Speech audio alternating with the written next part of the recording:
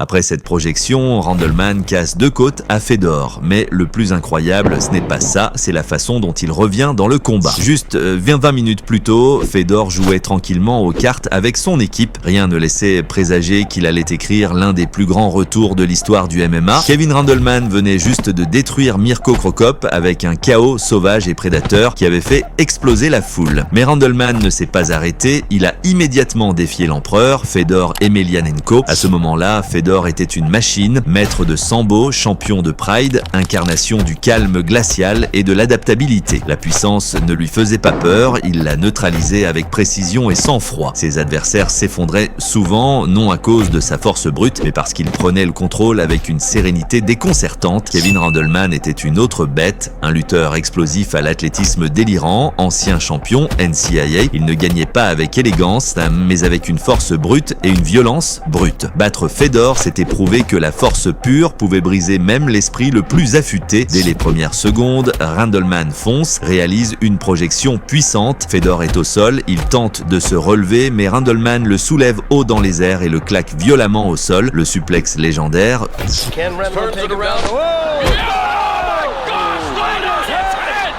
Deux côtes brisées. Au ralenti, on voit le corps de Fedor s'effondrer sous l'impact, mais il n'abandonne pas. En quelques secondes, il s'échappe, inverse la position, prend la montée. Aucun signe de panique, comme s'il répétait un exercice. Quelques coups secs au corps, puis une combinaison nette à la tête. Randleman tente de fuir, laisse son bras exposé. Fedor le saisit. Kimura. Exécution parfaite. Combat terminé. Même après ce slam brutal, la respiration de Fedor reste stable. Preuve de sa résistance à la douleur et de son calme surnaturel sous pression. Randleman admettra plus tard qu'il n'avait même pas remarqué que Fedor l'avait terminé. C'est ça, l'empereur. Ce n'était pas seulement sa technique qui lui a fait gagner, même quand tout était contre lui, c'était sa volonté inébranlable. Voilà pourquoi on l'appelle l'empereur.